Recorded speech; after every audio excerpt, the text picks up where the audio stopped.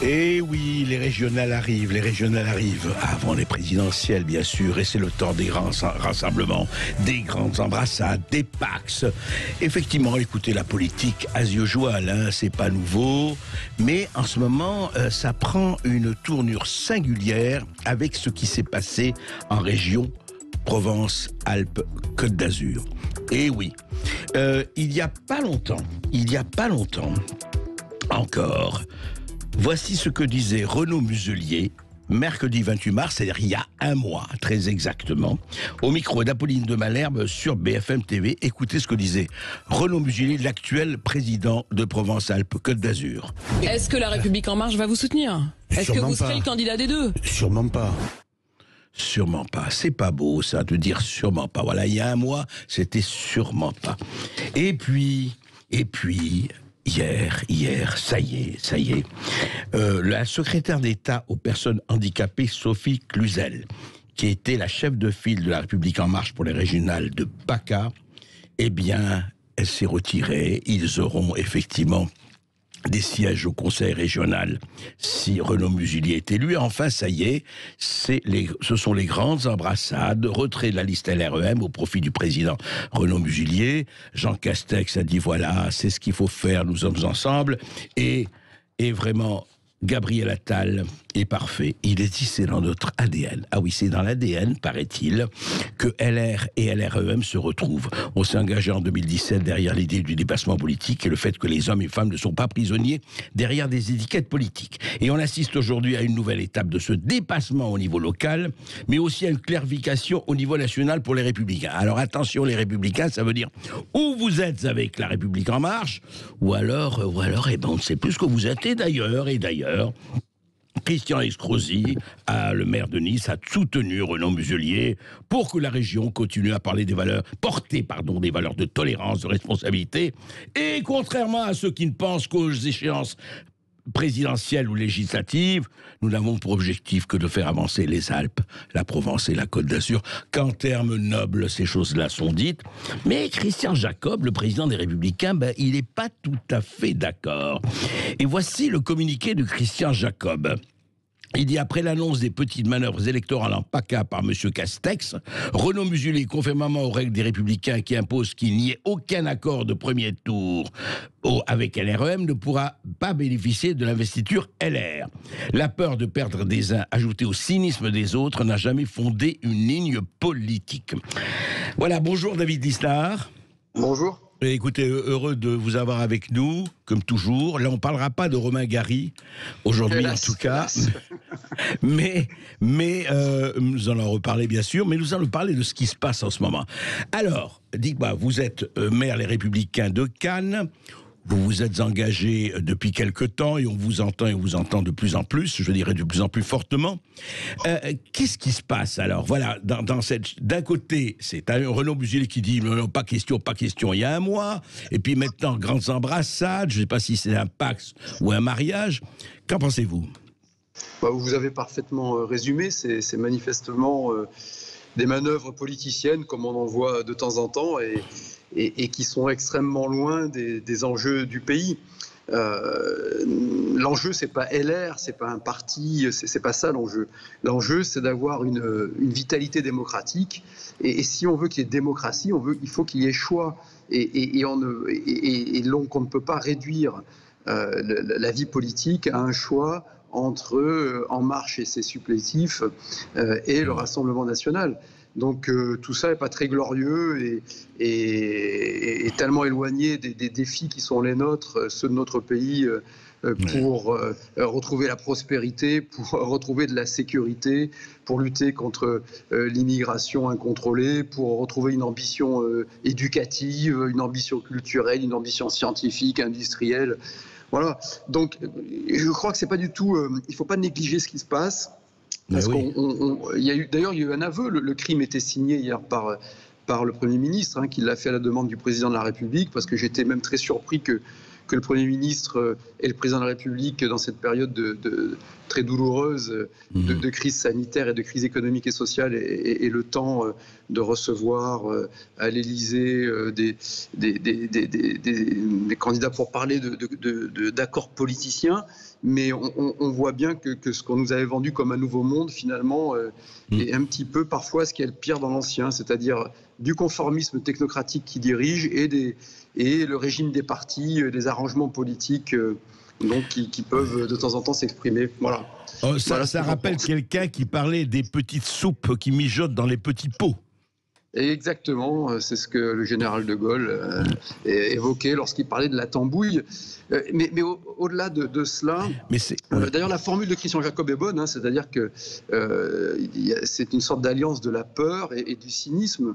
Mais au-delà de ça, pour revenir à des choses importantes, on est dans une période très très tendue de transition, de décomposition politique qui accompagne le déclin économique, qui accompagne le déclassement éducatif et culturel, et qui accompagne, hélas, le délitement régalien de l'État sur la sécurité et l'immigration notamment.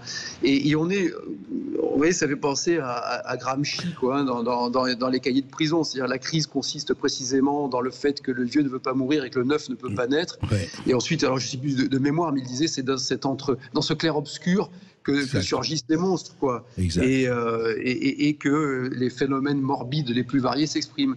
Donc l'enjeu là-dedans, c'est de simplifier tout ça. De dire, soit on a des convictions, et des idées à apporter, et on les apporte, et puis ensuite on gagne, on perd, ça c'est la vie. Mais le fait de taper sur le gouvernement et puis de passer un accord clandestin avec le même gouvernement, c'est sordide, c'est pas possible. Voilà. Et ils font le jeu, alors pour le coup, de ce qu'ils prétendent combattre, puisqu'ils sont obsédés par le Rassemblement national, ils ne parlent que de ça, et ils ouvrent un boulevard au Rassemblement national. Justement, David Lisnard, c'est vrai qu'en ce moment, on a vu cette opération, et vous avez bien fait de souligner l'environnement de ce qui se passe en France un peu partout, et on l'a vu encore à Valence, à Paris et ailleurs.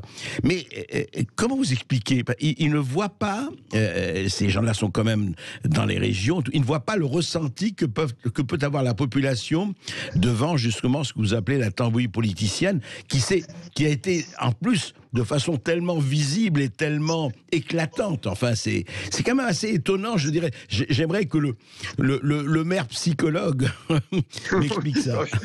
Je ne suis pas sûr d'être connu pour mes vertus de psychologue, mais j'essaie d'en avoir d'autres. Mais si vous voulez, je crois qu'à un moment donné, quand qu'on transcende les étiquettes, c'est bien.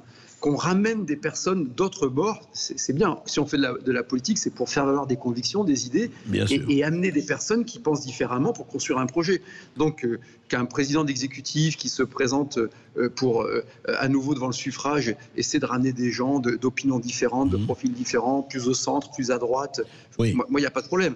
Là, c'est vraiment un accord national pour faire disparaître de la carte une offre alternative sérieuse, crédible, et forte, telle que devrait et pourrait, à mon sens, l'incarner ce qu'on appelle une droite, avec toutes les guillemets qu'il faut mettre, parce que l'époque est plus subtile que ça, mais faite de liberté économique, de conservatisme de mœurs et de fondamentaux éducatifs. Vous voyez, donc,